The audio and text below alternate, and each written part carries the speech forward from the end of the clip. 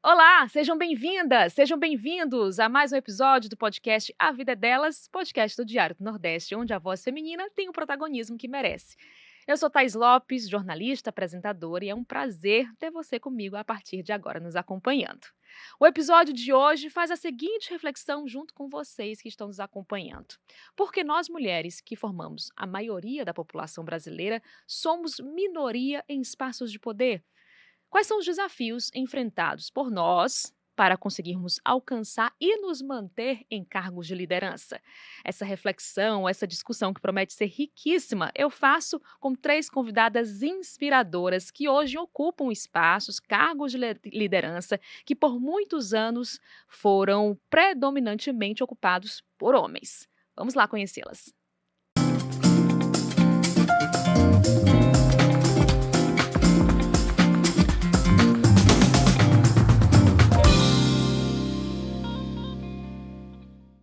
Tenho o prazer de receber aqui no estúdio do podcast A Vida é Delas, aqui no Sistema Verdes Mares, essas 3 mulheres inspiradoras. Aqui ao meu lado, a doutora Cristiane Leitão, ela é a nova presidente eleita da Ordem dos Advogados do Brasil, seccional Ceará, advogada, professora universitária, e será a primeira mulher a assumir a presidência da OAB Ceará em 91 anos de história da entidade. Falar um pouquinho da doutora Cristiane, aliás, tenho muito que falar sobre essas 3 mulheres.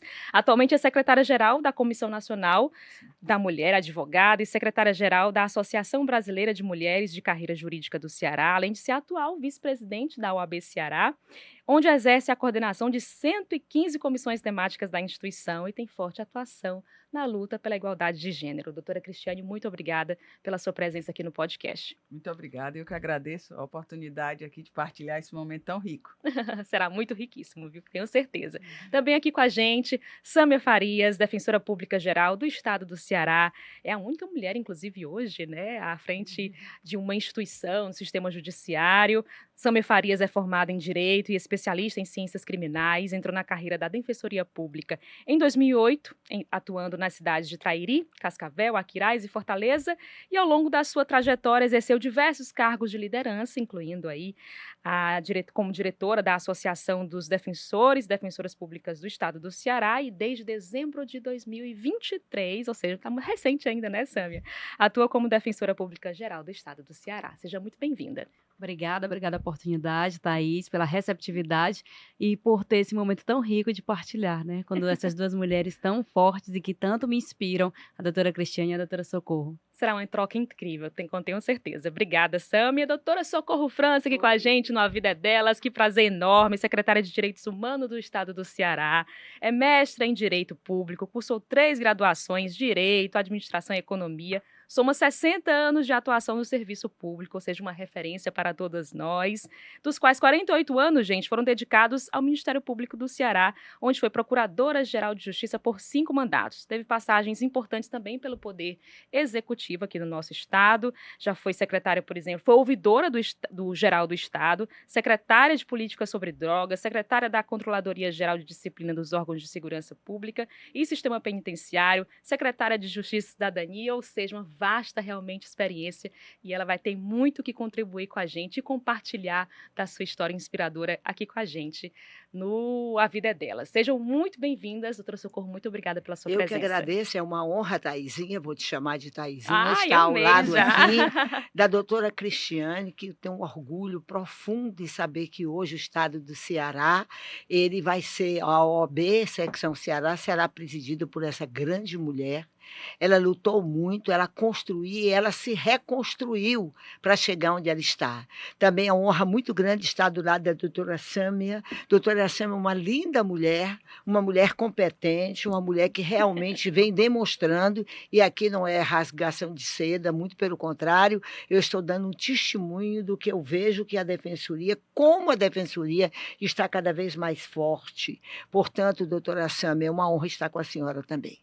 A doutora Socorro já entendeu a essência do podcast A Vida é Delas, e eu justamente de valorizar e entender a potência da mulher, a força da mulher, porque sim, aqui é para a gente se empoderar através das nossas trocas, das nossas vivências. Bom, eu começo para aquecer aqui o nosso papo, eu queria trazer uma pergunta mais geral, para que todas pudessem responder, e depois a gente traz perguntas mais específicas. Por que é importante termos mulheres ocupando espaços de poder e também, assim, na visão de vocês, ainda temos muito que alcançar nessa caminhada rumo ao protagonismo feminino? Deixo à vontade quem quiser começar. Doutora Socorro, sempre. Bem, eu queria, em primeiro lugar, falar a respeito dos direitos humanos, que é, sem dúvida nenhuma, um instrumento de inclusivo. Se você pensa numa sociedade que seja livre e justa, como a gente fala, e como a Constituição Federal assim o diz, você tem que ter a inclusão. E para ter essa inclusão, eu tenho que ter esse olhar que seja geral, o olhar para o homem como para a mulher. Afinal de contas, o artigo 5º da Constituição é muito claro. Todos nós somos iguais, independentemente de sexo, de cor, de raça. Portanto, nós não poderíamos, de maneira nenhuma, nos afastar dessa premissa. E a dúvida maior de tudo isso é o entendimento das pessoas a partir da lógica de que, se somos iguais, merecemos as mesmas oportunidades. Para você ter uma ideia, nós tivemos que ter cotas no país para que o Brasil fosse um Brasil inclusivo. Hoje nós temos cota para tudo para ter essa inclusão. O que eu vejo hoje com a eleição da doutora Cristiane, como, depois de 91 anos, ser a primeira presidente mulher, já podemos dizer que já entendemos que estamos num país inclusivo. A performance, posso até dizer assim, utilizando essa expressão, da doutora Sâmia na Defensoria, com todo esse trabalho gigantesco. Eu estive na Defensoria recentemente, na posse das defensoras populares, me encantou. Eu saí de lá com aquelas 100 mulheres trabalhando, cada um no seu território, auscultando as pessoas, um trabalho belíssimo, um trabalho de direitos humanos belíssimo, um trabalho voltado exatamente para o reconhecimento da existência do homem e da mulher como seres iguais. Isso é muito importante. E o mais é dizer que a felicidade nossa aqui, ela é importante quando a gente vê a vida delas. Não é que as mulheres queiram ser melhores e maiores, muito pelo contrário. O que nós queremos é que se afirme que os seres humanos são iguais. Se vocês entenderem tudo isso que está acontecendo aqui nessa manhã de hoje, tudo isso se refere a 27 de agosto de 1962, quando saiu o Estatuto da Mulher. Até então, a mulher não tinha um pátrio poder, a mulher era considerada relativamente incapaz, a mulher, na realidade, era submissa a tudo. E a violência maior de tudo isso é que nosso Código Civil de 16 era forjado em cima das ordenações filipinas. Sim. As mulheres, elas não podiam sequer, às vezes, olhar para um outro homem, porque se o companheiro entendesse que ela pudesse estar enamorada de outra pessoa, ele tinha o poder de matá-la. Era assim que eram as ordenações filipinas. E era assim que o nosso Código Civil, com tantas e tantas incursões, ele dizia como era tratada a mulher no Brasil. Então, viva, porque a vida é delas. Exatamente. Viva esse podcast. Viva, Thaizinha, você ter trazido essa titulação para que a gente pudesse aqui debater hoje. Exatamente. E eu vou parar por aqui, porque senão eu vou conversar muito. Vai parar por aqui de jeito De nenhum. jeito nenhum. Temos Não, muito fala. que conversar. Mas como a doutora Socorro resgata, a gente vive de uma sociedade machista, a gente Sim. não pode esquecer disso. Então, as mulheres, aos poucos, vão ocupando espaços. Muito recente, a mulher começou a votar e realmente a poder ser votada. Uhum. Então, hoje, é possível, né, que a gente tenha parlamentares e temos secretárias né, que trabalham no executivo, governadores, governadoras, como a gente teve a professora Isolda aqui no Ceará, presidentes da OAB, lideranças em todas as esferas, e a mulher ela vem com esse olhar diferenciado e sensível. Eu gosto sempre de dizer, a mulher ela consegue ser multifocal. Né? Diferente, quem tem a oportunidade de trabalhar com muitos homens, e eu tenho, a doutora Socorro com certeza também teve já, os homens, geralmente, eles têm um foco só, e a mulher tem esse multifocal, e isso é um diferencial feminino, esse olhar sensível, e é necessário que esteja realmente na formação das instituições, dos poderes, né? Para que todas as mulheres possam se reconhecer. E como é bom a gente reatender as crianças e dizer assim, ela pode, então eu também posso. E assim a gente vai formando realmente a sociedade, uma sociedade onde cada vez mais o machismo é esquecido e as mulheres são protagonistas da sua própria história e realmente de poder fazer o que elas entendem e que elas podem, que elas são capazes. Então, realmente, a gente tem que falar que a sociedade é machista, mas que cada uma de nós está no nosso dia a dia, seja na sua casa, nos seus espaços de escola, de trabalho, onde for, qualquer profissão que for, mas a mulher está fazendo a diferença e está cada vez mais reafirmando o trabalho feminino de todas as mulheres envolvidas. E que ela pode estar onde ela quiser, né? Porque a vida é delas e elas que decidem, com certeza. E essa luta de empoderamento feminino, ela tem uma característica muito própria. A doutora Socorro colocou, a doutora Sâmia também, mas o que se busca hoje é a oportunidade, mas em especial o respeito. O respeito para o exercício de qualquer profissão, seja até da opção de ser mãe e ficar em casa. Bom, nós temos o direito, nós podemos, a igualdade é sim afirmativa, mas ela ainda luta por se colocar dentro de uma construção histórica e social de oportunidades. Então, a luta ainda por igualdades salariais, a luta por respeito, o combate ao machismo, um machismo estrutural que a gente vê. E até como mulheres, e aí falo como mãe de 2 meninos, né, um adolescente e já um colega advogado, essa luta é diária, de pertencimento, de possibilidade. E a Sâmia colocou uma coisa interessante de falar para a criança. Eu achei tão interessante, nessa andança da caminhada, da campanha, uma meninazinha olhou para a gente, neta de uma colega nossa, e disse assim, eu vou ser advogada. Aí olhou para mim e disse, você é a Cris? Eu digo, eu sou a Cris. E ela disse, eu sou igual a minha avó, igual a minha avó. E aí a gente olhou e tudo, e digo, isso aí é o sentimento de pertencimento. Eu também posso, eu quero, eu vou conseguir. Né? A gente viu nessa nossa luta por todas por espaço, por paridade na ordem dos advogados, e em especial a OAB ainda tinha um traço muito machista.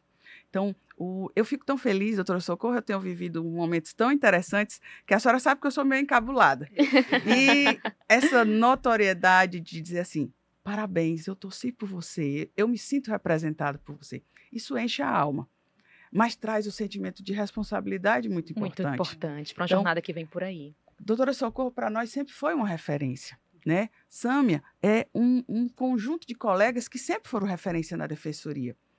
Mas a OAB, ela com esse passo, a gente quebrou sim um paradigma.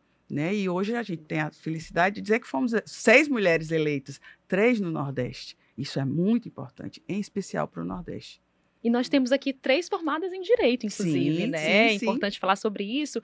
E uma coisa que me chamou a atenção, não sou da área, sou jornalista, mas me chamou muita atenção, tenho um marido advogado, inclusive, e conversando com ele, eu despertei para uma coisa. A gente conversando, a maioria dos inscritos, a maioria é formada por mulheres na OAB. Mas o que a gente percebe nos tribunais, nos eventos, né? Em outras áreas, a gente percebe muitos homens. É uma área muito ainda dominada pelos homens, né, o direito. Por quê? Por que ainda existe isso, doutora Cristiane? Bom, a paridade ela é muito recente. A estruturação da paridade dentro do sistema de ordem ela é muito recente. Se você pensar aqui, nós somos a maioria no Brasil em população, somos a maioria na advocacia, somos a maioria nas salas de aula. Doutora Socorro foi minha professora e professora de todos nós muitos anos, e a gente vê isso. Mas existe sim um funil de oportunização. Então, nos 94 anos da OAB Nacional, nós tivemos 5 mulheres presidentes de seccionais até 2022, 5 foram eleitas em 2022 e nessa eleição agora que terminou com a última eleição do Piauí sexta-feira, nós tivemos 6 mulheres eleitas, sendo 3 no Nordeste. Então, é uma construção. Então, a luta pela oportunidade de listas sextuplas para os tribunais ainda é uma coisa que precisamos caminhar muito. Então, a Sâmia vive isso bem claramente. Ela hoje é a única representante. Doutora Socorro rompeu barreiras a vida toda. Então, lutou por essa possibilidade de de ter esse olhar de políticas para mulheres, dentro das suas instituições, dentro da sua casa. Porque é um olhar diferenciado, sim. A gente precisa trabalhar desde a campanha que nós levantamos contra o assédio na advocacia, temas que até então nunca tinham sido falados e são reais, como é a bandeira maior da luta contra a violência doméstica. Então, são pautas que mulheres ousam falar. E até então, a gente precisa, sim, levantar essas bandeiras, mas como a doutora Socorro falou, de mãos dadas com a classe, com todos os colegas. E assim essas representações vão se colocando. Nós tivemos uma luta, fizemos uma articulação nacional pela a colocação de doutora Daniela Teixeira no STJ. Mas é uma construção diária, né? É uma construção diária de oportunidade, de espaço. Nós só temos hoje a ministra Carmen Lúcia, né, no STF. Então, é uma luta permanente. E que deve continuar. Sim. Com toda certeza.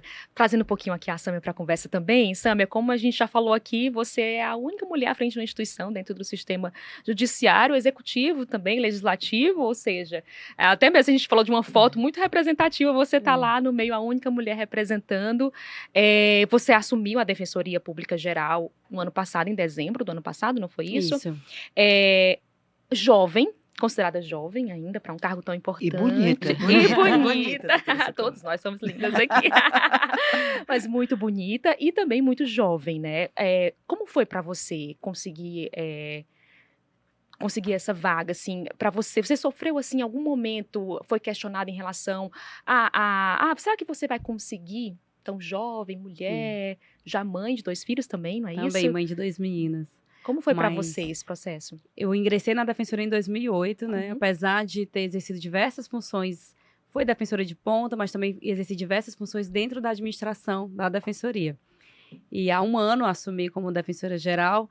Esse processo é um processo lento, porque a gente passa por uma eleição entre os nossos pares, foi a mais votada, inclusive numa diferenciação de votos quase que histórica na Defensoria, porque realmente as eleições são muito apertadas, internas entre os membros. Essa lista é formada por 3 pessoas. Vai para o governador, tive a grata satisfação de ser escolhida pelo governador Elmano, passei por um processo de sabatina na Assembleia Legislativa, tive o nome aprovado por unanimidade entre os parlamentares. Então, é um processo lento na escolha da Defensoria, mas realmente cada passo que você vai dando, você vai consolidando mais essa necessidade da liderança feminina. Durante a minha campanha, a pergunta que eu mais respondia era, quando eu entrei na Defensoria, a doutora Socorro também deve ter passado por isso, eu entrei com 24 anos, eu era nova, né? Então, quando eu chegava, todo mundo dizia, não, mas eu não quero falar com a estagiária, eu quero falar com a defensora. E a partir de então, você começa a se firmar. Calma, eu sou a defensora. E aí você vai realmente mostrando, só porque eu sou jovem eu não posso. E da mesma forma foi na Defensoria Geral. E aí me perguntavam, né? Eu tenho 2 filhos, um de 7 e um de 9, 2 meninos. A minha responsabilidade é triplicada em casa, porque eu tenho que mostrar para eles que a mulher pode. E aí me perguntavam, mas você sendo mãe, você vai conseguir dar conta? Porque a nossa agenda é muito cheia, a gente viaja muito.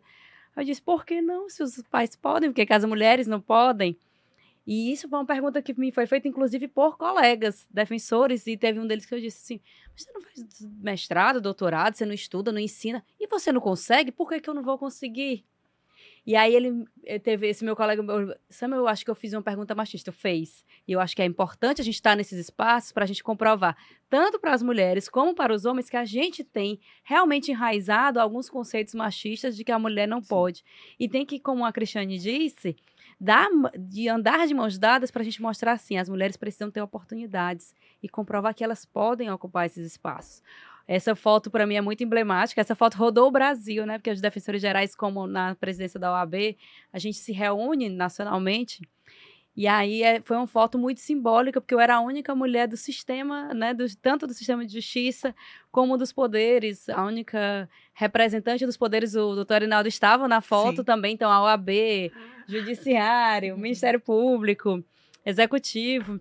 Em Legislativo Cearense, eu sendo a única mulher representante, mas para mim é uma foto de primeiro dizer, eu posso, e para mostrar Sim. para as mulheres, vocês também podem. Né? Então, é importante da gente ocupar. Agora eu vou estar ao lado da Cris Coisa nas boa, fotos, estaremos né, nós Cris? duas. A partir de janeiro, não é isso? A partir posse de é em janeiro. janeiro. Dia 2 de 2 janeiro. de janeiro. Estaremos dia 2 de nas janeiro. fotos juntas, né? Coisa boa. Né? E Mas nas é ações, isso. porque a Defensoria é co-irmã da Ordem dos Advogados. É, com Isso, toda de mãos certeza. dadas, a gente vai longe. E a doutora Socorro acho que tem muita história para contar no Ministério Público, porque a Defensoria Pública, na sua composição, a maioria são defensores homens, apesar de ter histórico de ser liderada por mulheres, mas o Ministério Público não, né, doutora Socorro? A maioria, acredito eu, que hoje ainda são homens. Ainda são homens, E né? as lideranças, acho que poucas mulheres, né? A senhora como uma referência e inspiração, tanto no Ministério Público como para todas nós. E é isso, é de realmente saber que quando você ocupa esse espaço, você tem uma responsabilidade triplicada, porque você está inspirando outras mulheres. Essa era uma grande inspiração para mim. Pra Então, todas Ai, nós, que pra lindo, todas gente. nós. Eu tô só me emocionando Mas aqui. é, Que mas é. lindo, gente. Não, e é importante que a gente diga isso para a doutora Socorro, porque ela inspirou muitos de nós. Bom, eu fui aluna da doutora Socorro, conheço a doutora Socorro me conhece desde pequena, então eu conheço essa trajetória. E a senhora sempre teve esse traço de acolhimento, de abraçar a todos e dar a oportunidade. E aí eu sei da sua luta no Ministério Público e da transformação que é quando a senhora passa por uma secretaria dessa. Então, Exatamente. esse reconhecimento eu não vou me cansar de fazer, doutora Socorro. Porque você é muito linda. Não, porque a senhora sabe da sua importância. Eu e estava é dizendo, eu importante. estava dizendo aqui que precisaria de um episódio inteiro só para a doutora Eu Socorro acho, França. eu penso, viu? Eu penso que sim. Mas vamos tentar aqui trazer um pouquinho dessa trajetória. Um pouquinho não, o máximo que a gente conseguir explorar dessa trajetória tão bonita. Maranhense, é isso? Maranhense. Que veio jovem para cá, para o Ceará. Jovem, exatamente, idos de 68, atos institucionais. Uma época em que a potência muito feminina era muito difícil, questionada, né? Muito questionado, muito difícil. E eu muito irrequieta, como sempre fui. Mas antes de falar sobre a minha trajetória, eu gostaria de dizer que tanto a doutora Sâmia quanto a doutora Cristiane, elas disseram algo que eu considero muito forte. É a referência. Eu vou falar um pouco da referência da doutora Cristiane, que eu não poderia deixar de falar. Não, nós não estamos aqui para jogar confete, nós estamos aqui para falar com pujança toda a verdade a respeito das nossas trajetórias. A doutora Cristiane, ela teve uma referência, ela tem uma referência, tem várias referências. E uma delas, eu começo pelo pai.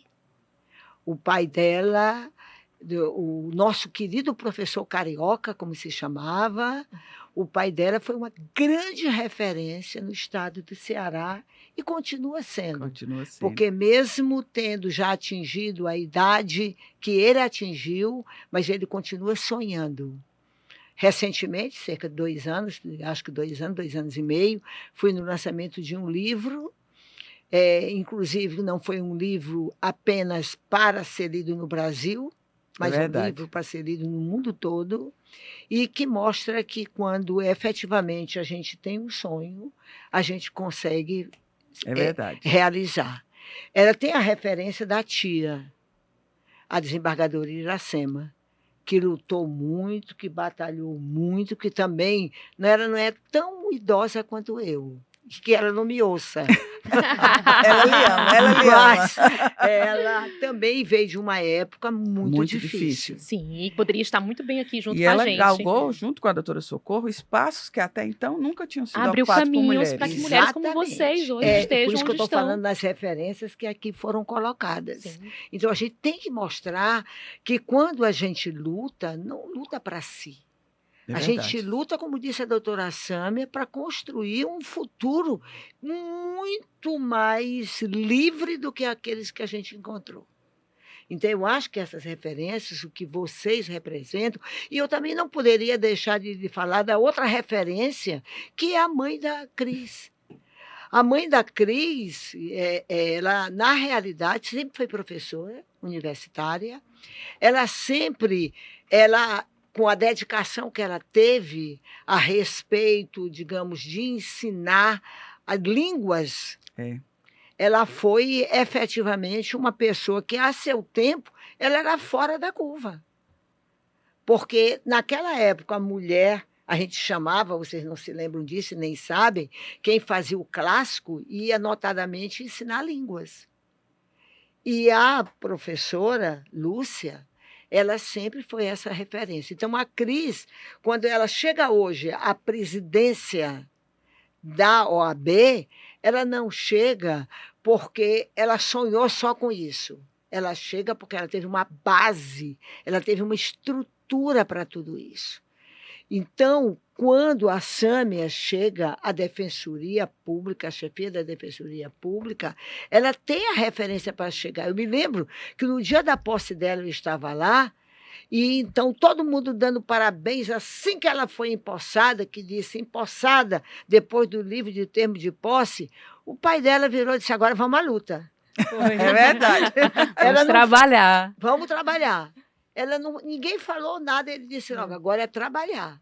Por quê? Porque ele entendeu que naquele momento, aquela responsabilidade de uma menina jovem, bem jovem, é mostrar serviço. E a senhora sabe, eu vou lhe pedir uma parte Pois jurídica. não, querida. Mas eu não sou de família tradicional, né? Minha mãe é enfermeira, meu pai é comerciante.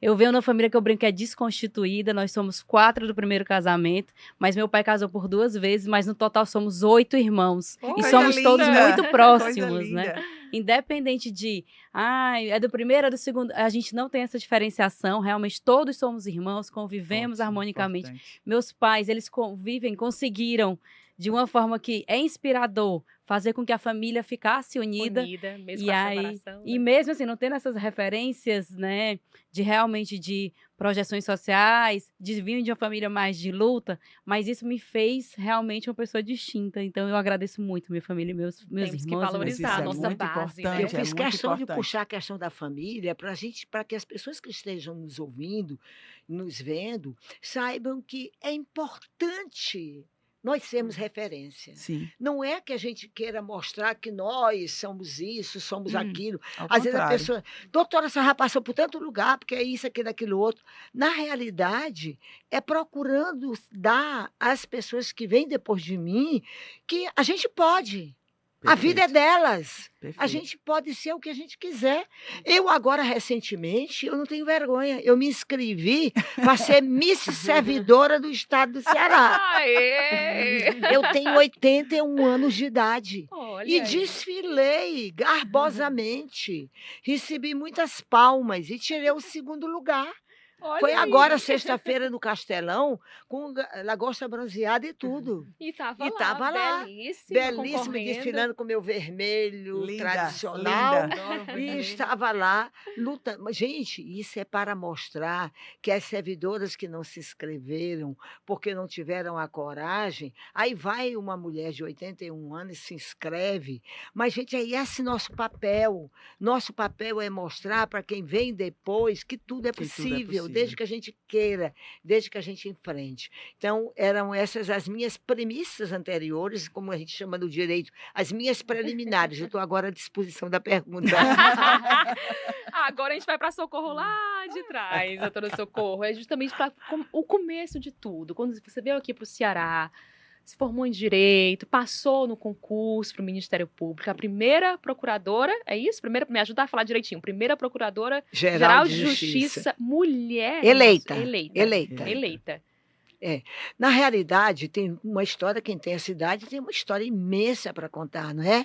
Mas há um sonho meu ser promotora de justiça. E um sonho meu inverter a lógica dos fatores. Porque o promotor era conhecido, na época que eu entrei, ele era conhecido como mero acusador. Eu não aguentava aquela história de mero acusador. Até que com 88, depois de muita luta, nós conseguimos colocar o Ministério Público também como defensor da democracia brasileira. É a instituição, o artigo 127, é uma instituição que, na realidade, ele hoje lidera esse fato de observar a democracia no Brasil. Está lá no artigo 127 da Constituição Federal. E, a partir daí, eu era muito inquieta. Eu só fazia júri, júri, júri. Só trabalhava no crime, no crime, no crime. Até que um belo dia, eu como economista, eu disse, meu Deus, a gente tem que fazer alguma coisa sobre a defesa do consumidor no país. E a gente não tinha nada. Em legislação brasileira, a gente só tinha mesmo o artigo 18 do Código Civil, eu me lembro como se fora hoje, Cris, que falava dos vícios redibitórios. O que era isso? O consumidor só podia reclamar com 15 dias, senão perdia o direito de reclamar se tivesse comprado uma geladeira que não funcionasse. E digo, e onde é que a gente entra nessa história? Aí foi nesse momento em que Hélio Beltrão foi nomeado ministro da Desburocratização e Paulo Lustosa, cearense, grande cearense, deputado federal, também economista, sonhador igual a mim, inclusive nascemos no mesmo dia, 22 de novembro, e aí então Paulo Lustosa disse, socorro, eu agora vou, o Hélio vai, ele era o vice do Hélio, o Hélio vai sair, eu vou assumir o Ministério da Desburocratização, está na hora da gente colocar a defesa do consumidor no Brasil. Eu digo, eu estou contigo. A primeira coisa que a gente vai fazer, criar o Conselho Nacional de Defesa do Consumidor. E eu fui das primeiras conselheiras de defesa do consumidor nacional. E aí eu comecei a trabalhar no Conselho Nacional, e eu digo, bom, agora eu vou levar essa matéria para o Ministério Público do Estado do Ceará. Foi quando preparamos um projeto, esse projeto criando o DECOM.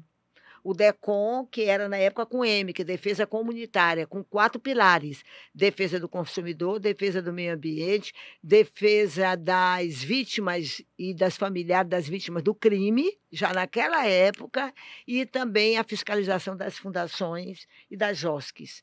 Mas só vingou mesmo a defesa do consumidor, que foi aquele defesa comunitária, aquela coisa toda. Eu passei lá dentro 10 anos trabalhando, atendendo às vezes por dia 300, 400 pessoas. Um legado que foi a um senhora momento deixa muito aqui, rico. não é? Um momento A riquíssimo na nossa história. Foi um avanço muito importante. A desembargadora Iracema foi do DECOM. Foi do DECOM. Acho que contaminou desembargadora a gente. Vanja, A desembargadora até hoje Vanja. levanta essa bandeira. Gente, eu me arrepio todinho quando eu conto toda essa história, porque isso foi em 84, 85. Isso faz muito tempo. E aí veio o Brasil, começou, todo mundo começou. Primeiro foi o Ceará e o Paraná. Aí depois o Brasil, depois São Paulo. Depois São Paulo. Que era da Secretaria de Justiça. E aí o Ministério Público começou a ingressar na defesa da comunidade. Eu sempre digo que olhe lá se na realidade não foram exemplos que o Estado do Ceará, que sempre foi vanguardista em tudo, Sim. deu para que nós tivéssemos uma instituição essencial à função jurisdicional, incumbindo-lhe também a defesa da democracia, que é o Ministério Público.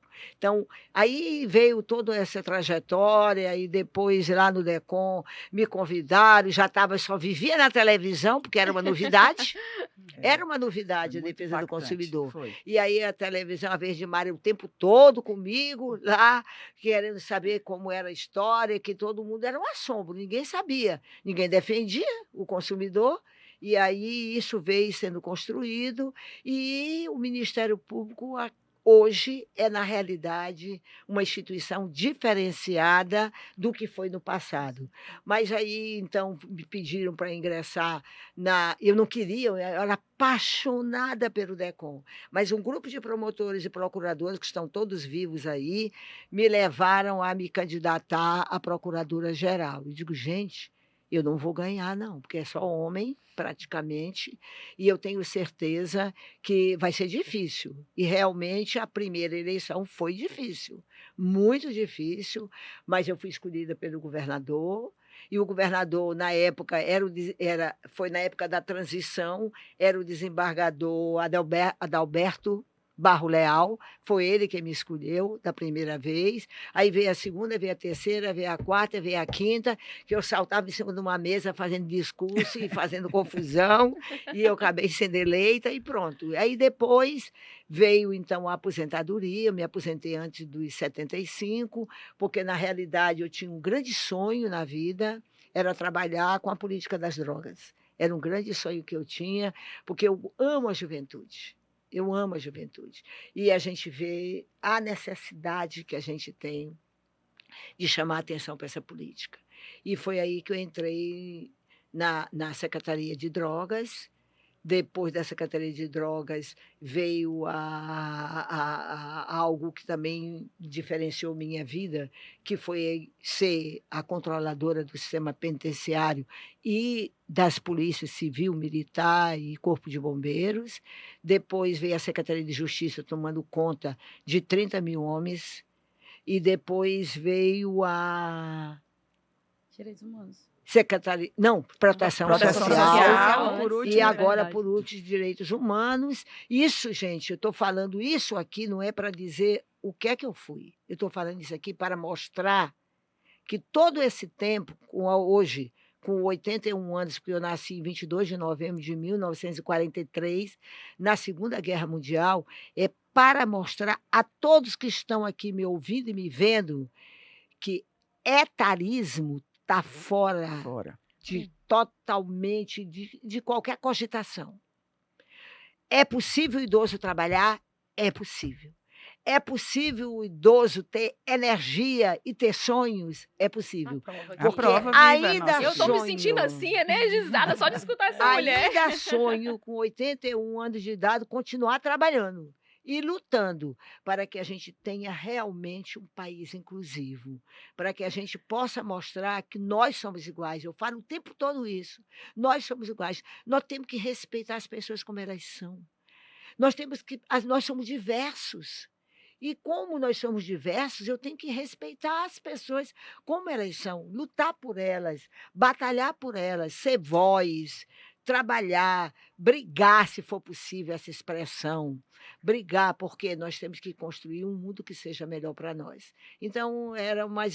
Porque se eu for contar minha história, minha irmã, não tem Não. podcast que chegue por conta da idade. Tem uma pergunta já para a senhora fazer. Mas que eu posso só fazer uma Pode referência? A sim. senhora é resistência, viu, doutora Socorro? Em pessoa. Lutou realmente, né, contra o poder, e aí foi uma mulher, chefiou uma instituição masculina, que era o Ministério Público, fez a diferença, chefiou essas secretarias todas, né, que são todas. muitas, pastas enormes, que têm impactos sociais muito grandes. E hoje, com 80 anos, está provando exatamente o que a senhora... 81, recém-completos, né? Você me deu até um presente, ó. Foi. E A Uma senhora merece fortaleza, todos. uma vivacidade E que... mostrando que Vivacidade. as pessoas podem, né? Com 75 se aposenta e pronto, e agora eu vou me aposentar e vou ficar só em casa cuidando dos bisnetos. Não, porque essa ainda não é a sua vontade, né? E até onde a senhora puder e querer, realmente a senhora saiba que onde a senhora estiver, a senhora vai estar ocupando espaço. A senhora falava que em 84, a senhora já estava lutando, e eu dizendo, e eu nascendo. Mas a senhora me inspira, e Meu olha Deus. só. Mas é E a gente lutando aí, bravamente. A doutora Socorro sempre teve um olhar de direitos humanos. E isso aí que Na sempre essência foi, dela, né? desde a pauta do DECOM, desde do olhar inclusivo e dessa mudança de paradigma que foi o Ministério Público. Eu lhe digo que eu comecei minha vida no Ministério Público, então eu admiro e sei a importância do que é. Sonhei até lá no passado um dia ir nas fileiras, mas eu acho que era a advocacia que era meu caminho. Mas a doutora Socorro sempre pautou a inclusão, a diversidade, a pauta da dignidade. E, em especial, quando ela trabalhou na Secretaria de Justiça, que é uma pauta tão difícil, que são os esquecidos da sociedade. Né? O sistema penitenciário é, sim, um problema à parte na sociedade, que tem um impacto muito grande. E eu vi, doutora Socorro, levando oração, levando dignidade para poder... que antes não entrava, só quem entrava no presídio era algumas pessoas, mas a doutora Socorro sempre entrou. Todas as situações de crise, a doutora Socorro estava lá, levando dignidade, levando até a religiosidade como diferença. Mas é a senhora. Eu falei em referências e deixei para falar na outra referência se você fosse tocar nesse assunto. Oh, não. Não, é verdade. Antes, o sistema penitenciário do Estado do Ceará era uma mera coordenadoria. Era um dos únicos estados que não tinha um fundo penitenciário. Não existia recurso, não existia nada. E a outra referência da doutora Cristiane é o companheiro dela. Meu companheiro há quase 30 anos há já. quase 30 anos, doutor Hélio Leitão. Hélio Leitão, além de ser uma pessoa extremamente inteligente, porque ele é inteligente, a forma como ele conduziu e tem conduzido a vida dele é de uma pessoa inteligente, humana, Obrigada, humana professor. É mesmo, né? sobretudo. Sim. Eu sucedi o doutor Hélio e sei as dificuldades que ele viveu, sei demais, como eu as vivi Como a também. senhora viveu. E a senhora conduziu a pasta com E não foi muita maestria. fácil, Não é não foi fácil. Não fácil, é fácil. porque não existia nada em pé, era tudo quebrado, e a gente estava ali dentro e mostrando, ouvindo, e foi uma das coisas que mais, doutora Sâmia, me causou impacto, foi ouvir os jovens que estão no sistema penitenciário. É. Doutora Socorro Ouvir deu a oportunidade, lembra, doutora Socorro, de ter um mínimo de educação, sabe? De ter um mínimo do trabalho social dentro dos De presídios. fazer o papel estatal, que é a Que é a ressocialização. ressocialização. Que não adianta Levou só, né? humanidade para dentro, né, do sistema penitenciário. quase 70% daquela juventude está ali porque não teve oportunidade. Exatamente. Aí vem a educação. Perfeito. Porque só a Como educação salva vidas. Um papel Isso é como fundamental.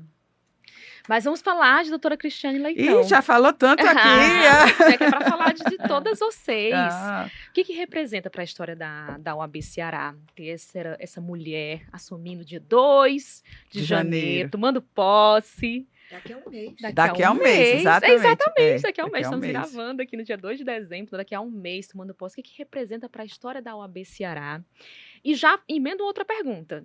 O que vem por aí em defesa das mulheres, né? Para diminuir essas disparidades, essas assimetrias, né? O que a gente pode fazer em relação à igualdade de gênero? O que vem por aí na sua gestão? Eu tenho pensado muito e uma coisa que eu sempre coloquei é que essa candidatura não foi uma candidatura de uma pessoa só, né? Nós somos uma chapa de 136 colegas advogados e advogadas. A gente tem uma luta exatamente de oportunidade, de respeito, mas a gente trabalhou, sim, a importância da participação feminina em várias ações afirmativas. E eu acho que uma das minhas metas mais importantes é continuar esse legado, o legado que a gente construiu de 2 gestões do presidente Arinaldo e que eu tenho muito orgulho de integrar, mas eu acho que o doutor Socorro colocou exatamente a palavra que fez a diferença na nossa gestão e eu acho que foi por isso que eu consegui ser colocada como o nome do grupo. Foi a oportunidade de levar a educação continuada para todos os colegas advogados e advogadas. E, em especial, nós, advogadas, oportunizando. Mais da metade das 115 presidências de comissão são presididas por mulheres. Nós temos uma atuação, mais da metade dos cursos, quer dizer, hoje quase 60% dos cursos, a gente tem desde a paridade na mesa dos cursos, como também o protagonismo por mulheres, desde uma comissão do Tribunal do Júri. É uma coisa mais clássica dentro da advocacia, não podia existir. É presidida por uma mulher, por uma jovem advogada criminalista.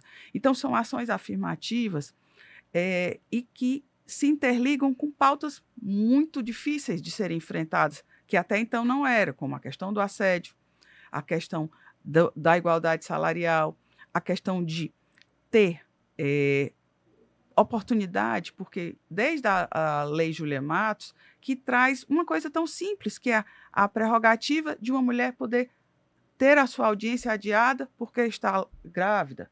Então, são ações que se colocam, você diz assim, mas não existia? Não, não existia.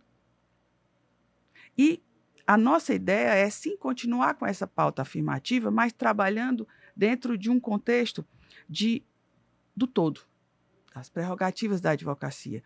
Não tem uma semana que a gente não tenha um problema de prerrogativas com jovens advogadas e com jovens advogados, no geral. Por quê? Porque é a advocacia jovem que mais sofre por violação de prerrogativas, por desrespeito. Mas aí a gente tem que voltar. O acesso democrático das faculdades de ensino jurídico, elas possibilitaram a inclusão. Mas essa é uma das grandes preocupações nossas. A qualidade do ensino jurídico. Por quê? Para que a gente consiga, um colega possa ser advogado e galgar, ser defensor, galgar ser Ministério Público, ele tem que passar anos a fio estudando. Por quê? Porque a qualidade do ensino jurídico hoje fica um pouco aquém. E a gente tem essa realidade. Então, a capacitação continuada da advocacia, ela faz a diferença. Faz a diferença. Doutora Socorro acompanha com isso. Os nossos números. A gente viveu aí um governo passado que queria terminar com o exame de ordem, mas o exame de ordem é necessário, porque senão hoje nós somos quase 1.500.000 advogados no Brasil, mas o exame de ordem reprova quase 70%. Então, onde é que está o problema? Está na qualidade do ensino jurídico, que afeta todo o sistema jurídico como um todo, porque são os futuros advogados, os futuros delegados, os futuros juízes, os futuros promotores, e uma educação de ensino, um ensino jurídico que prepara, e esse também é assim, um papel da advocacia. Né? A advocacia é co-irmã da defensoria, e a gente trabalha muito juntos, e é o papel social da advocacia, né, como o papel social do Ministério Público. Então, a gente entender que as nossas instituições, elas são muito mais do que só um corpo, só uma entidade de classe. Não, ela tem um papel social, é falar com quem precisa. A defensoria hoje fala com quem precisa. A doutora Socorro instaurou isso no Ministério Público. O Ministério Público tem um protagonismo social. Então, é esse protagonismo social da Ordem dos Advogados, irmanado e conversando com todos os poderes, com dignidade, com respeito, com altivez, mas lutando pelas pautas sociais, que eu acho que esse é o nosso, acho que é o olhar importante. Maravilha. Gente, eu estou encantada, porque não é verdade, porque a educação continuada, eu creio que vai mudar tudo. É importantíssimo. E eu vi, inclusive, assistir, parece-me que era bolsas que vocês estavam oferecendo. Bolsas de pós-graduação gratuitas pela Escola Superior de Advocacia. Porque nós estamos competindo agora com a inteligência artificial. Sim, é um novo momento que a gente vive. Eu vejo os advogados dizendo assim, eu não vou me preocupar, porque tem um chat, eu baixo e incluo. Gente, é olho no olho. Cris, o que você vai proporcionar é esse olho no olho, é a pessoa ouvir, auscultar aquela pessoa que chega com seus problemas, e não é meramente fazer uma petição, incluir o nome da pessoa e mandar para a justiça. Não é, eu acho que é isso aí, eu acho que só fazendo a educação continuada, você já transformou a história da OAB Secção do Ceará. Parabéns. Mas é uma luta, porque... hoje, os colegas não têm o que a gente tinha antigamente. Eu fui estagiária na defensoria, eu comecei minha vida no Ministério Público, então eu sei o impacto social que é quem atende lá na ponta, quem vai buscar a defensoria, né? Quem precisa. Bom, a gente tem nessa luta pela igualdade social, a igualdade racial, a igualdade de gênero, um contexto social de avanço civilizatório. E as instituições jurídicas são, sim, relevantes para que a gente possa ter esse olhar. E não é só uma questão de fazer. É fazer, mas fazer bem feito. Fazer tendo essa preocupação. Porque hoje os colegas, eles sequer terminam, e aí eu fui professora há muito tempo de prática, dizer, não, você pensar que e aí eu digo isso com tristeza, mas digo, eu fui professora de prática, doutora Socorro, na pandemia online. Como é que se ensina prática online? Não se ensina. Então, a gente tem que ter esse olhar crítico. Né? E aí você vê o papel da defensoria, muitas vezes os nossos núcleos de prática jurídica são com a defensoria. Sim. E os estagiários se emocionam e veem como é difícil a realidade social. Porque a classe dos advogados, assim, os grandes escritórios, eles são ali o ponto da pirâmide, mas a base da advocacia, a gente vive hoje uma proletarização da advocacia. E só o estudo transforma. Só esse olhar transforma. Porque é o que eu digo em sala de aula, eu digo, você está aqui do lado, quem está é o futuro delegado, é o futuro promotor, e aí essa é a base do relacionamento. A advocacia é relacionamento. Então, é lutar por condições, lutar pelo magistrado lá no interior, pelos defensores que precisam estar no lado, pelo Ministério Público, que é tão importante. Então, eu tenho essa consciência de que, além da nossa instituição de classe, a gente tem um papel social na ordem. Né? Então, é uma visão muito própria. eu digo, isso é uma visão de construção de família? É, porque eu nasci assim, eu sou filha de 2 professores que acredito que o ensino faz a Que diferença. a educação transforma, né? Transforma sim. E aproveitando então essa conexão que você já está fazendo aqui, né, principalmente com a Defensoria Pública, diferente da OAB, que demorou aí 91 anos para ter a primeira mulher, né, como presidenta eleita. Na Defensoria a gente já tem um histórico, né, de protagonismo feminino, né? A 7ª mulher, Isso. não é isso? A Defensoria ela é muito recente, né? Ela foi institucionalizada no Ceará em 1997. E desde então foram 7 mulheres liderando a instituição. Tivemos só um defensor público homem liderando a Defensoria. Nessa visão, nessa quebra de paradigmas. Mas como a doutora Socorro tem essa história, a Defensoria também tem essa história de realmente lutar, de reafirmar, de ser resistência, de ser contrapoder. Ela, a instituição falando, é aquela voltada para a população mais vulnerabilizada. Então, a gente fala realmente de quem não tem condições de pagar os advogados, daquelas Sim. mulheres vítimas de violência, idosos, o direito das crianças, dos adolescentes, de quem precisa de demandas de saúde. E eu sempre digo, muitas vezes a primeira porta que se bate é a porta da Defensoria Pública. E realmente a gente tem que ter esse olhar diferenciado. Os defensores e defensoras, né, têm que ter esse olhar e essa sensibilidade para fazer com que a voz dessas pessoas ecoem e realmente se leve direito e cidadania. Então, a Defensoria, a gente tem esse papel de transformação social que só quem entende é quem atende, né, doutora Socorro? Realmente, de você sentar e de ver que uma simples ação de alimentos que se faz rapidamente no chat GPT representa a vida de uma mulher, de uma família, e realmente tem um papel e uma transformação social, e isso nunca vai ser substituído por qualquer máquina. Então, essa sensibilidade, essa responsabilidade que a gente tem quando a gente lidera as instituições, de realmente trazer as ferramentas tecnológicas em benefício da sociedade, mas também trabalhar na formação dos membros, de que você não vai ser substituído. Então, você tem que trabalhar com outras habilidades. Uma delas é a comunicação, como a senhora fala, desde sempre vindo na Verdes Mares, mas esse papel de comunicação, é muito esse importante. papel de saber... A gente romper a bolha que é ficar hermeticamente fechado dentro das nossas instituições. Não tem que dialogar com a sociedade. É só ler o que está na lei e fazer aquela petição e aplicar. Não existe mais, né? A gente tem que realmente olhar para um novo mundo e fazer com que outras habilidades se desenvolvam para que a gente possa exercer com mais maestria o nosso mistério, o nosso dia a dia. Meu Deus, elas trouxeram algo aqui para esse momento, que a vida é delas, são mulheres que vão transformar essa história. As máquinas são necessárias, são importantes para dar eficiência do serviço público, para as coisas acontecerem. Mas esse olhar, o olho no olho, o sentimento, esse não tem máquina nenhuma que dê jeito. E quando eu vejo a doutora Sâmia, como defensora geral, ter esse pensamento para com todos os defensores, isso nos alegra. Quando eu vejo a doutora Cristiane ter esse pensamento para com os advogados, isso nos alegra. Alegra muito porque um grande receio que a gente tem é que daqui a pouco nós nos transformemos em apenas meros espectadores, porque a máquina vai trabalhar por nós. Uhum. E a gente não sabe para que rumo isso vai... É claro que eu não vou ver mais, né?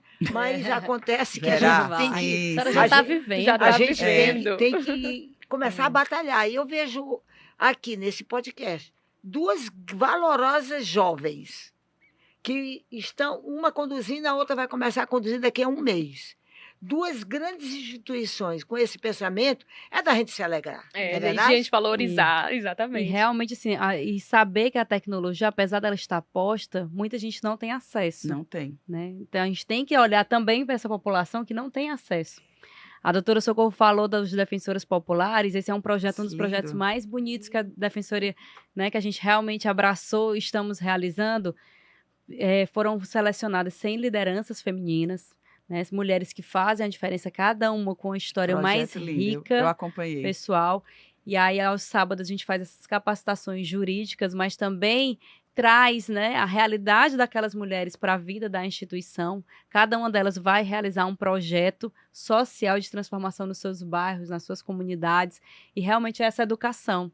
a educação em direitos, que não pode se fechar só para o mundo jurídico, no caso da Defensoria, como papel de transformação social, mas realmente nessas mulheres, nesses homens, nos jovens, né? Então a gente vai para as escolas, conversa sobre direito e cidadania, para que todo mundo saiba que nas questões mais básicas da vida tem ali direitos envolvidos. E é importante que cada um possa exercer, independente se é homem, se é mulher, né? Se é negro, se é branco, se da sua escolha sexual, que você tem direitos e que você tem o direito de exercê-lo em pé de igualdade.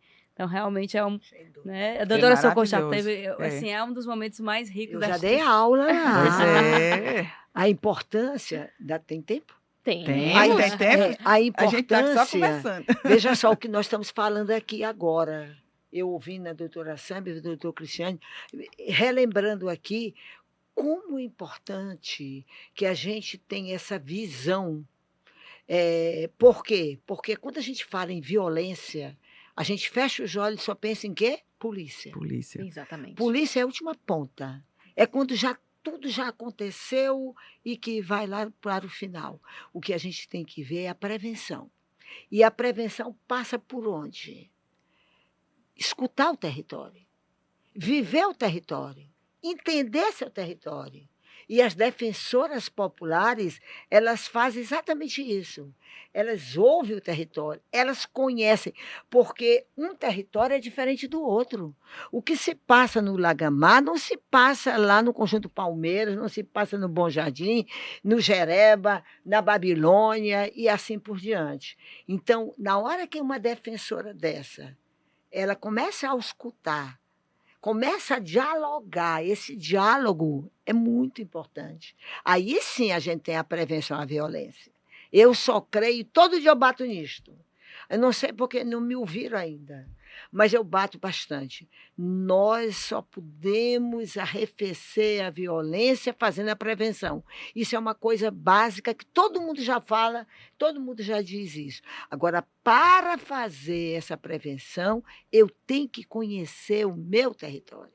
Eu tenho que entender as necessidades. Eu tenho que saber tipo de políticas públicas eu tenho que colocar naquele território. E eu parabenizo muito a Defensoria Pública, porque estive lá no dia da posse, vi a beleza do que está acontecendo na Defensoria e eu acredito mesmo que nós tenhamos resultados positivos já, porque os defensores, eles estão, as defensoras... E tem um trabalho muito bonito que é feito na Defensoria, que já, inclusive, foi pauta aqui no podcast A Vida Delas, que é o núcleo de enfrentamento à violência doméstica, né? Trouxemos mulheres que foram atendidas, é o NUPEM, não é isso? No DEM. No DEM, exatamente. Estava esquecendo uma palavrinha. E aí, trouxemos já mulheres que foram atendidas, acolhidas pelo NUDEM, e que é uma pauta muito forte lá dentro da Defensoria, né? Que é esse trabalho que vocês fazem com essas mulheres. Sim, vou só iniciar, só pegando um pouquinho do gancho da doutora Socorro, mas realmente das instituições saírem dos seus gabinetes e estar onde o povo está. Né? A Defensoria ela tem esse papel, mas não só a Defensoria, também a OAB, o Ministério Público, o Poder Judiciário, o Poder Executivo, de estar próximo da comunidade, porque as instituições estão aqui para isso, principalmente as públicas estão para servir ao público, o nome não veio à toa, é realmente olhar para o povo e dizer assim, o que o povo precisa e o que a gente precisa entregar. Então, a gente tem um leque de opções, uma delas é a defesa da mulher, e aí eu digo, é uma temática importante que a gente tem que falar por onde a gente passa, sim, porque uma das violências mais fortes, que você pode dizer aquela violência que aí você, né, realmente recebe ali da pessoa que você ama, que você confia, muitas vezes no seu lar, e essa mulher muitas vezes não sabe o ciclo de violência que ela enfrenta. Então, é cada vez mais importante a rede, e a sim, rede é formada por diversas instituições. Hoje, no estado do Ceará, nós temos a nossa vice-governadora secretária de Mulheres também, a Jade, com uma política pública voltada para agregar as redes, as casas das mulheres brasileiras, cearenses, as municipais, o poder, né, realmente o sistema de justiça todo envolvido, as delegacias, as polícias, para dar esse tratamento especial a essas mulheres que são vítimas de violência. E aí a gente fala não só da violência física, não fala só de um feminicídio, mas fala de uma violência psicológica, de uma violência patrimonial, dessas mulheres terem oportunidades para realmente poderem se sustentar e romper esse ciclo. No Defensoras Populares, a gente não queria só fazer uma capacitação feminina, a gente queria que essas mulheres fossem sim remuneradas. E aí a Defensoria Pública, junto com a Unilab e com a Secretaria de Justiça e da SAJU, né, de Acesso à Justiça, do Ministério da Justiça, a gente faz uma bolsa para que essas mulheres possam realmente se dedicar ao projeto, mas também elas precisam olhar ali para os seus filhos, Sim, elas precisam alimentar, importantíssimo. né, os seus filhos, as suas casas. Então é uma bolsa que ainda é um valor muito aquém do que a gente queria, mas é pelo Chama menos um Marival. suporte. Agora a Sheila, Sheila de Carvalho. Mas realmente a gente precisa também ter esse olhar social. E aí, a questão da violência doméstica, eu acho que até a doutora Socorro, né, a Cris pode falar um pouco, que todo mundo não é um problema só daquela mulher vítima de violência, é um problema de toda a sociedade. A gente tem que levar essa problemática para toda a sociedade, porque realmente é na formação dos nossos filhos, homens, nossos né, filhos, exatamente. né, Cris? É realmente na formação desses homens, é para que o homem reconheça que ele está sendo violento, que muitas vezes não reconhece. Então, a gente tem que todo mundo andar juntos de mãos dadas para que a gente combata cada vez mais a violência doméstica. E essa temática é a essência do podcast A Vida é Delas. Aqui no Sistema Verdes nós temos uma bandeira, a bandeira Elas. E nesse grande guarda-chuva surgiu o A Vida é Delas. Claro que a gente não fala só sobre o combate à violência doméstica, mas essa é a essência, né? É combater a violência doméstica, mas também trazer histórias de mulheres inspiradoras como vocês e sempre valorizar o empoderamento feminino. Mas para a doutora Socorro, eu tenho uma pergunta, que ela falou sobre sonhos, falou que não tem espaço para etarismo, de tantos projetos que a senhora já colocou em prática, já encabeçou. Quais seriam os 3 principais? Nossa, difícil. Não, e principalmente na hora e também ainda sonha em encabeçar um projeto, em colocar em prática um projeto? Um deles, eu vou dizer logo aqui, incontinente, como se diz aí, né, no direito, foi a criação das promotorias especializadas. Maravilhoso. Muito, Deus me permitiu, digamos assim, que após a Constituição de 88, o Ministério Público se transformasse no que ele é hoje. E, naquela época, o nosso maior sonho era que as promotorias elas fossem especializadas. E aí foi criada a Promotoria da Saúde Pública, a primeira do Brasil. Aí foi criada a Promotoria da Defesa do Consumidor, da Defesa do Meio Ambiente, as promotorias, eu não me recordo mais de tantas, porque foram várias, foram muitas. e que hoje estão aí, existem, e as coisas aconteceram e continuam acontecendo. A Promotoria do Idoso, ela é uma grande instituição que hoje nos ajuda muito na Secretaria dos Direitos Humanos. Porque na Secretaria de Direitos Humanos nós temos 22 políticas públicas e 14 conselhos. Não é fácil. Não é fácil. Não é fácil, ainda há pouco eu estava falando, a gente conseguir administrar essas políticas públicas, que vai do desaparecimento de pessoas, que vai do migrante, do refugiado, que às vezes as pessoas dizem que não tem migrante. Tem mais de 10 mil refugiados aqui no estado do Ceará, onde hoje você chegar no aeroporto de Fortaleza, em frente do desembarque internacional, estamos lá. Nós já temos uma sede própria lá. Se você chegar na rodoviária, nós estamos lá, temos uma sede própria lá, que grande parte dos migrantes estão no interior do estado. Então, nós temos muita... A justiça restaurativa, que é algo do meu grande sonho, é a justiça restaurativa. Bom, mas vou me voltar aqui à tua pergunta. Foram as promotorias especializadas. A outra foi a primeira casa no Brasil de mediação comunitária, na Federação dos Bairros e Favelas, que eu achei assim fundamental, e a outra foi a criação do DECOM, que é a defesa comunitária como um todo. Então, de antemão, já digo assim que foram as 3 que você me perguntou, foram as 3 que me deixaram aí muito feliz em ter e saber como que a gente veio no mundo para servir, não para ser servido. E qual o sonho? O que ainda falta?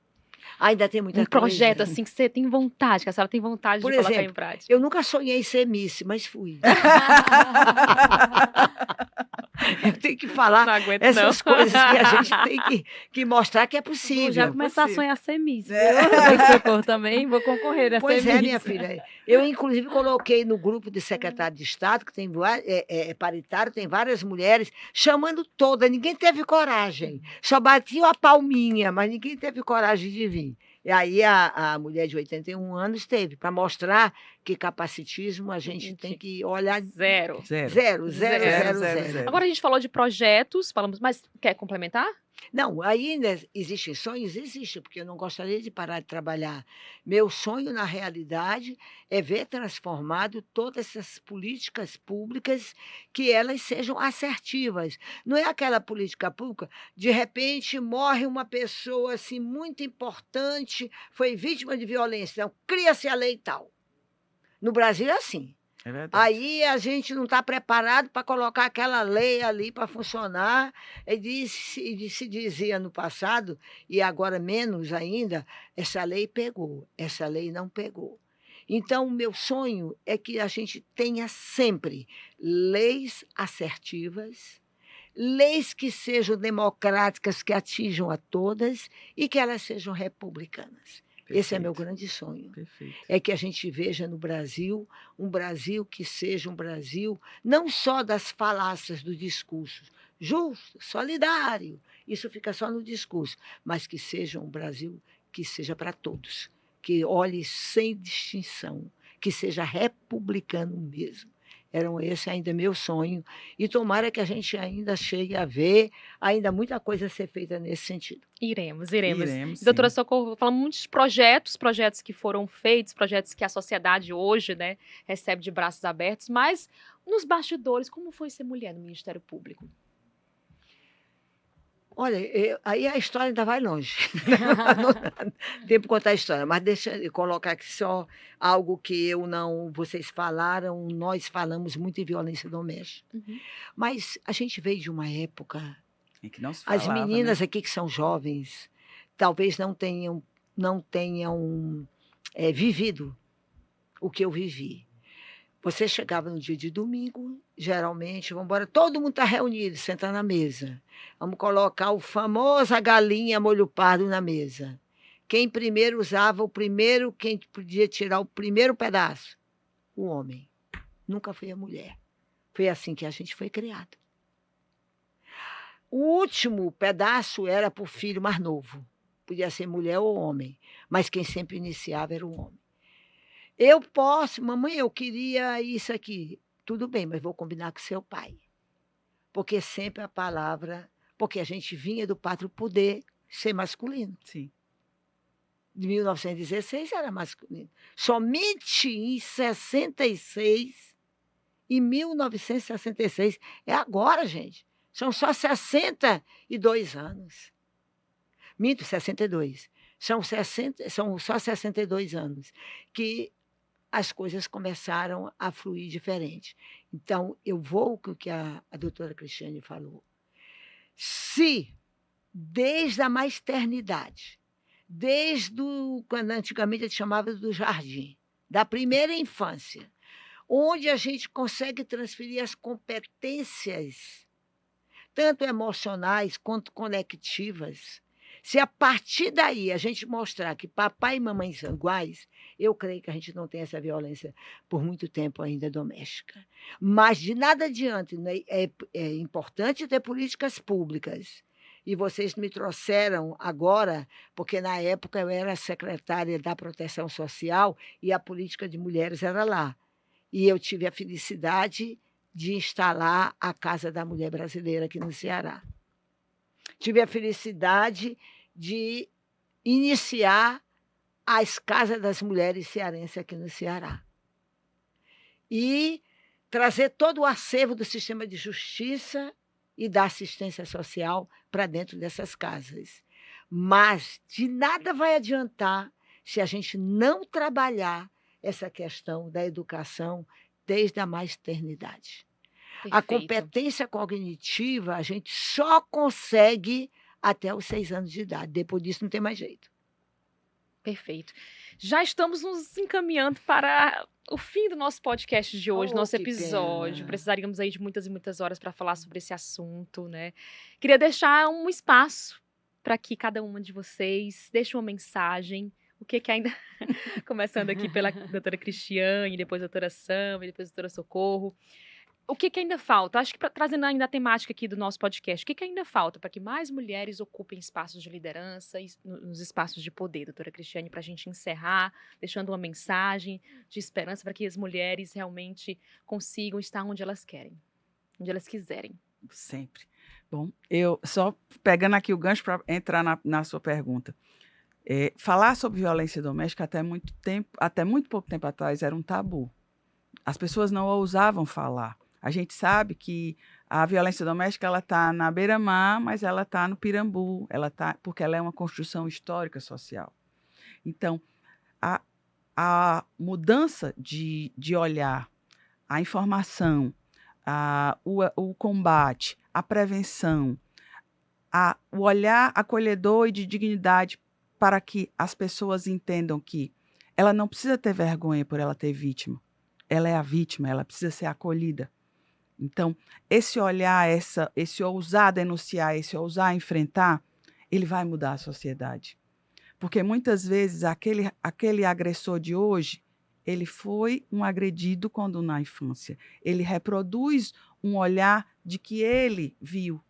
Então, hoje a gente tem um universo de família muito bonito, porque o amor é que traz. Se ela é tradicional, se ela é diversa, se ela é múltipla, o amor é que tem que ser a tônica maior, o forte maior, a ligação. Mas eu acho que, para que a gente possa dar às mulheres oportunidade, a gente tem que trabalhar o lugar de fala feminino sempre. Oportunidades como essa aqui, em que a gente reproduz as nossas vidas, traz e mostra que nós somos gente comum, gente do dia a dia, que lutou, que cresceu, que está num espaço, mas que tem uma história. Então, eu vi a doutora Socorro, eu acompanho Sâmia, a gente está nessa luta por mulheres na advocacia. Então, nós temos hoje, comigo, no Ceará, mais 3 presidentes mulheres, uma delas grávida, a Emanuele, que está grávida do José, que vai nascer em janeiro. A gente está pedindo a ele para o José nascer daqui a pouco. Mas temos colegas reconduzidos como presidente. Então, mostrando que sim, somos capazes e que a oportunidade faz a diferença. Desde a faculdade, do lugar da família. A família é o momento mais sagrado. Então, seja ela de que for, das cores que ela tiver, o importante é que você tenha na sua família, nos que lhe amam, esse olhar do respeito, da tolerância e da diversidade. Só assim eu penso que a gente transforma a sociedade. Só assim, com a educação. E sim, sempre luto por mais mulheres, sempre, em todos os lugares. Vou te complementar, Cris. Pegando toda a palavra, mas também usando um termo que é muito utilizado, que é o empoderamento. Acho que é importante a gente ter espaços como esse para que as mulheres saibam realmente que elas podem ocupar o espaço que ela quiser. Seja a gente, Thaís, fazendo balé, ou seja aquela mulher que gosta de jogar o futebol. A mulher pode ir para o estádio com a roupa que ela quiser, porque ela é a dona do corpo dela, independente do espaço que ela esteja, seja em festas. Ela pode se posicionar nas escolas, ela pode, sim, ser líderes de grêmios, né? Líderes ali na faculdade, dos CAs, e realmente ocupar os espaços. A mulher, primeiro ela tem que acreditar que ela pode. E aí cabe a nós darmos oportunidades para que elas executem. E cada vez mais ocupem espaços nesse pé de igualdade que a doutora Socorro falou tão bem, de que, independente de gênero, a capacidade faz com que você possa exercer e fazer aquele papel de transformação social, que hoje acho que é de nós 3, a principal função é realmente esse papel de transformação social. Então, para todas aquelas mulheres que estão assistindo, independente de sua profissão, independente de sua idade, saibam que vocês acreditem em vocês. E vejam quais são a sua vontade e executem a sua vontade, que você é capaz, você pode, e você pode ocupar qualquer espaço que você quiser. Eu queria, inclusive, mostrar aqui algo que eu creio, que a gente está fazendo aqui agora. as meninas, Mas a pode chamar, doutora fica à Cris, a vontade. doutora Sâmia falaram muito bem, mas eu creio que nós temos também uma instituição, eu posso falar instituição, porque é uma instituição hoje, muito importante para dar essa visibilidade e para alertar, que é a comunicação. Sim, O que nós estamos fazendo aqui hoje vai reverberar. Vai.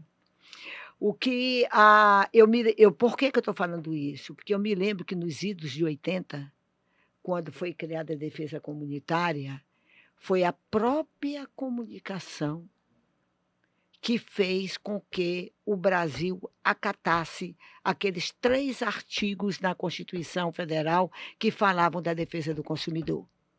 Foi a própria imprensa que ajudou a gente a ter um Código de Defesa do Consumidor invejável no país todo, no mundo todo. E a comunicação, quando eu falo a comunicação, a imprensa, ela é uma ferramenta importantíssima para mostrar, para levar às pessoas o que elas precisam compreender para que elas vejam em si própria uma conquista delas próprias pelo mundo melhor. Porque não somos só nós que estamos arrastando tudo isso, é a sociedade toda. É todo mundo que, na hora que a gente desperta, a gente começa ali, a partir daí, a gente começa a ser a guerreira daquela ideia. E a imprensa, ela tem um papel importante, eu estou repetindo isso sempre, porque eu repito isso desde os anos 80, que eu repito isso. A imprensa tem, como dizia a minha amiga Adjaçá, é o quarto poder. Ela sempre falava assim. É verdade. Ela sempre falava, não, ela sempre fala assim, é o quarto poder. E em nome de todos os meus colegas comunicadores, a gente agradece pelo reconhecimento. E a senhora é uma comunicadora nata também. Não, mas é verdade, porque à medida em que a imprensa ela começa a nos trazer para um programa como este, ela começa a mostrar determinados avanços. A partir daí, quem está nos vendo, nos ouvindo, começa a entender que é possível realmente mudar. a informação faz toda a diferença. Toda a Sim, diferença. Toda, sempre. Doutora Socorro França, doutora Sâmia Farias, doutora Cristiane Leitão, não sei nem como agradecer por vocês estarem aqui. Muito, muito obrigada. Deixaram esse episódio extremamente rico de informação, de conhecimento, de vivências. Muito obrigada e obrigada a você também que nos acompanhou nesse episódio. Não deixe de compartilhar com todo mundo, com os amigos, com a família. Tenho certeza que muita gente vai gostar. Estamos sempre disponíveis nas principais plataformas de áudio, no canal do YouTube do Diário do Nordeste e também estamos indo ao ar na Verdinha, viu? Aos sábados à noite, todos nós aqui na Verdinha, nos Imagina, acompanhando. Thaisinha, se tivesse uma merenda aqui, a gente estava mais ainda. Isso aqui ia longe, né? Ia longe. Mas é isso, obrigada pela sua companhia, pela sua audiência. Até a próxima, até o próximo episódio do podcast A Vida é Delas. Tchau, tchau, gente. Tchau, tchau.